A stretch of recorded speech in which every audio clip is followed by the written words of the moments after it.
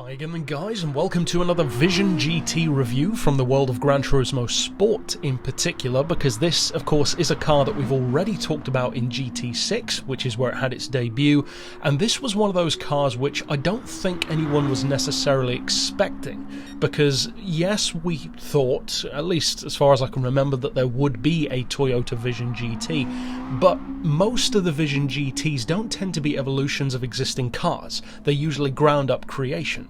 So to have this Vision GT born from the actual FT1 concept, with much more of a production ideal and vibe to its design, was kind of a surprise, at least at the time. Now, I talked recently about the other version of this car, the Group 3 version, which of course you can actually race against a wide variety of other vehicles in a far more useful way than this one, being in Group X. I discussed that one pretty recently, at least tangentially, when I reviewed the Lexus LFLC, because that car does not have the Group 3 version that this one does, which I think puts it at a disadvantage. It's kind of a disservice to what that car could be capable of. This one though is the Group X version. I would say it's the best direct rival to that Lexus. They have similar specs, of course, the same class, same price, similar visual style. They even come from the same parent company, technically.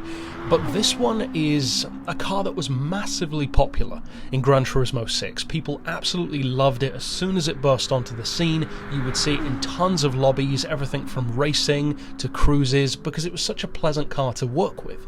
Now, like a lot of the other Vision GTs, there wasn't a huge amount you could do to it in terms of upgrades or tuning, and that hasn't changed. You cannot tune anything about this car beyond just swapping out the tyres and turning on or off traction control. That's it. You can't do anything else. Of course you can paint it, and interestingly, thanks to the recent updates in the game, you do have a usable boost system, which, if I recall correctly, was never an option in GT6. It had the hybrid boost, but it was an automated one, in a similar way to the Toyota TS30 hybrid, rather than something like the Nissan Vision GT, which actually had a boost, in effect, that you could use like NOS. It wasn't NOS, but it had the same kind of effect. This one is kind of a hybrid between the Toyota TS30 and something like a Tomahawk, because with the Tomahawk it's not a hybrid until you press the button, whereas with the Toyota it's a full-time hybrid, especially when exiting corners with the regenerative braking and all that kind of good stuff. This one falls in between, because it has regenerative braking, and also under deceleration, in a more general sense, you can recharge that boost battery, but you can actually engage it yourself in a very Tomahawk-esque sense. And just like with the Nissan Concept 2020 in the previous game, it makes a big difference to the performance. When I came down the home straight on the first lap, I used the boost when the battery was still completely full, and then on the next lap, I didn't. And the difference between my driving and the ghost of the previous lap was massive. The car was a good 2 or 3 car lengths ahead on a relatively short straight, even up around 160 miles per hour. So the boost makes a huge difference, it really does. Now, having that usable boost, I would say, is a really fun thing with vehicles like this, because in Group X, let's be honest, most of it is about the fun of owning and driving the car, not actually racing it, because there are so few places where you can actually race them that it becomes kind of pointless. There's no point in paying 1 million credits for an FT1 race car, in effect, when you could pay a fraction of that, 450,000 for the Group 3 version, and race it far more. In fact, even potentially end up in the Nations Cup. This car doesn't end up in the Nations Cup, of course, because of the Group X. So if you're going to buy a Vision GT, 9 times out of 10, I would recommend doing it because you like the car, not because you want to earn money with it or necessarily race it all the time. Unless, of course, you're talking lobbies, then it's all down to what the room and the host will allow. Now, in terms of this one, it's totally different to the race car. The race car is good, it's very popular.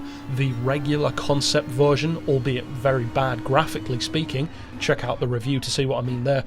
But that's also a great car in a more Lexus LFA kind of sense. And of course we now have the Supra, which is kind of the newest link in the chain. This one though, I would say has the most unique handling signature and also driving signature and manners of all of the FT1s. Because due to the boost, which of course the Group 3 doesn't have, it handles in a completely different way. It handles much more like a traditional all-wheel drive version of a race car like this, albeit with a lot more power going to the back than the front. It kind of feels almost like, out of the 614 horsepower that this car has, it feels like maybe 400 to 500 of it is at the back, and then maybe 100 to 200 of it is at the front. That's the kind of split that it feels like, especially when you actually engage the boost. Now, regenerating the boost is actually very quick. You can almost fill up the battery around even a lap of this track, which isn't particularly long, so that's good to know if you want to use it. It's not like it's gone for the whole race like it would be with a Tomahawk under most circumstances, unless of course you take it on something other than Route X. But with this car, you can use the boost, you can recharge the boost, you can have a ton of fun choosing where to use it on a track, and it makes the experience of lapping, doing time trials for the fun of it, or even racing in lobbies, that much more tactical. It makes it more about your strategy, and that's half the fun of stuff like racing with hybrids, anything up to F1 even with stuff like KERS. So having that as an option now adds another layer, I would say, to the fun factor of the car. At the end of the day, it is still 1,000,000 credits, so paying that for a Group X car that you're probably not going to use all the time, that's still down to you as to whether or not you consider that to be worth your time.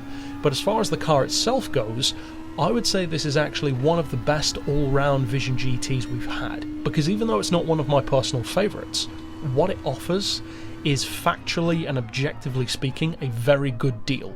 It's got the detailed graphics on the outside, it's one of the very few Vision GTs to have an interior, which is a huge advantage. It's got the usable boost system, which you can, as I said, use tactically, recharge it through corners, decide even where you're going to use it on a lap, all that kind of stuff. The handling is more playful than the race car, kind of reminiscent of the street version, but with more of an all-wheel drive twist. And it's one of those cars which, in terms of steering, and in particular under braking, the only thing that I would recommend watching out for is lower speed corners, going into them and also to a lesser degree exiting them. Exiting corners, it can definitely step its tail out due to the power. Not too much of a surprise there. It only weighs 1 tonne and it's got 614 horsepower, so of course it can step its tail out.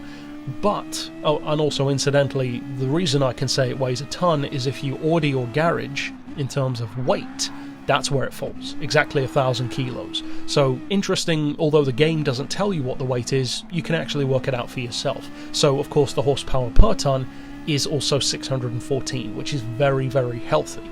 Now, what I was saying about the handling on low speed corners in particular is the thing that I would recommend being cautious about in particular with this one is braking hard for very tight corners.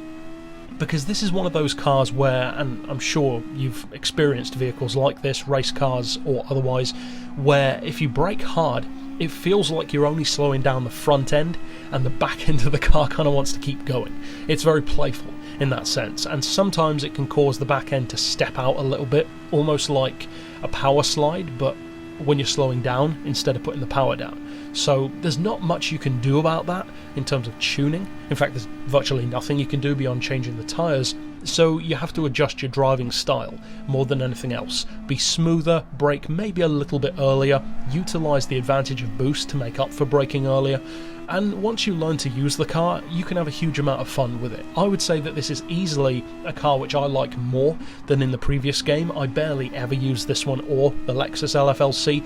I would say both of them feel better now. So if you are looking for a Vision GT to potentially race, because it is a good track car, but more than anything else just have a lot of fun with, visually, boost system, interior, the handling, the performance, the sound, the look, it gives you a lot to work with. So for fun, I would definitely consider buying this one. If you're looking to race, well, of course, it falls under the exact same problems as any other Group X car. But that's it overall for my thoughts on this one. Not exactly the kind of car that I could do a tune setup for, unfortunately, but that's it for this pick. Of course, I will see you guys next time, and for now, as always, thanks for watching.